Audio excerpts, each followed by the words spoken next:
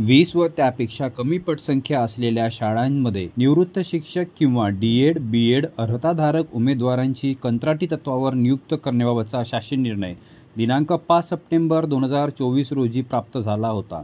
त्याबद्दल सविस्तर माहिती देणारा एक व्हिडिओ मी आपल्याकरिता उपलब्ध करून दिला होता। मित्रांनो, हा शासन निर्णय रद्द करण्यात आलेला आहे। नवीन शासन निर्णय कसा आहे, त्यामधील अटी व शर्ती काय आहेत हे जाणून घेण्याकरिता आत्ताचा हा व्हिडिओ आहे।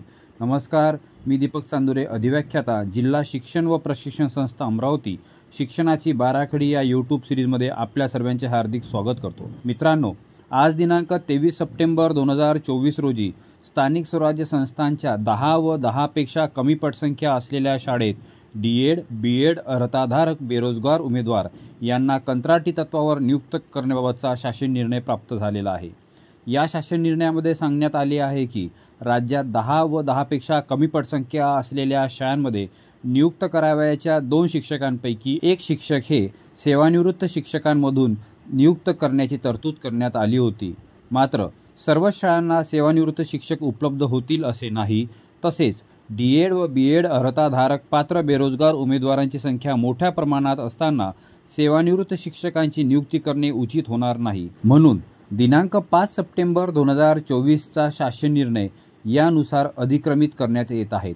अर्थात 20 व त्यापेक्षा कमी पटसंख्या असलेल्या शाळांमध्ये सेवानिवृत्त शिक्षक किंवा डी.एड. बी.एड. अर्हताधारकांना नियुक्त करण्याचा शासन निर्णय रद्द करण्यात आलेला आहे। या शासन निर्णयाला शिक्षक संघटनांकडून विरोधही झाला होता, हे विशेष। आज दिनांक 23 सप्टेंबर 2024च्या शासन निर्णयानुसार 10 व 10 पेक्षा कमी पटसंख्या असलेल्या शाळांमध्ये 2 शिक्षकांपैकी एका पदावर डी.एड. किंवा बी.एड. अर्हताधारक बेरोजगार शिक्षक उमेदवारांची नियुक्ती करण्यात येणार आहे।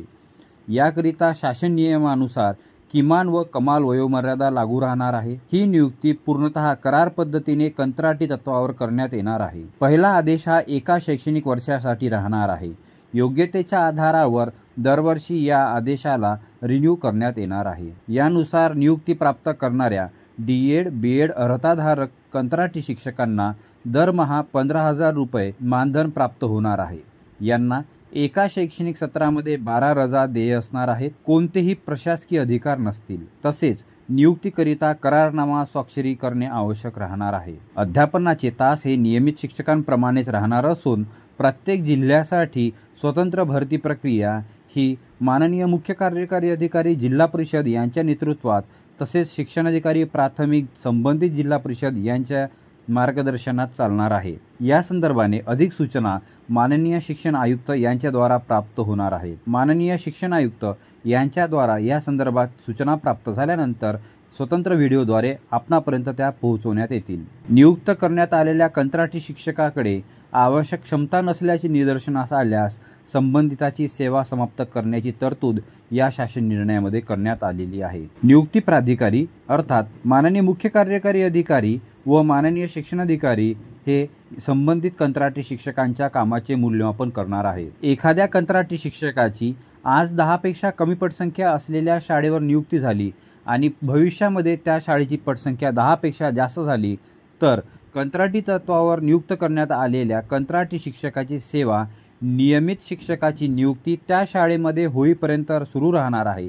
मात्र या संबंधित शाळेवर ज्या क्षणी नियमित शिक्षकाची नियुक्ती होईल त्यानंतर कंत्राटी शिक्षकाची सेवा त्या शाळेतील संपुष्टात येणार आहे। ज्या शाळांमध्ये आज 10 व 10 पेक्षा कमी पटसंख्या आहे अशा शाळांमध्ये कार्यरत 2 शिक्षकांपैकी एका शिक्षकाची प्राधान्यक्रमाने जास्त पटसंख्या असलेल्या शाळेवर समुपदेशनाने बदली करण्यात येणार आहे। या बदली प्रक्रियेकरिता दोन्ही शिक्षकांकडून विलिंग घेण्यात येणार आहे। जर दोन्ही शिक्षक 10 पेक्षा कमी पटसंख्या असलेल्या शाळेतून बदली करण्यास इच्छुक असतील तर सेवाज्येष्ठ शिक्षकाला प्राधान्य देण्यात येणार आहे। या उलट दोन्ही शिक्षकांची त्या शाळेतून बदली करून जाण्याची इच्छा नसेल तर सेवा कनिष्ठ शिक्षकाची बदली करण्यात येणार आहे। 2 पैकी कोण्याही एका शिक्षकाची त्या शाळेतून बदली करून जायची इच्छा असल्यास ज्या शिक्षकाची इच्छा आहे त्याची बदली करण्यात येणार आहे। मात्र कंत्राटी शिक्षक प्राप्त होईपर्यंत बदली करण्यात येणार नाही। मित्रांनो, याच पद्धतीची शिक्षणाशी संबंधित महत्त्वपूर्ण आणि नाविन्यपूर्ण माहिती घेऊन लवकरच भेटूया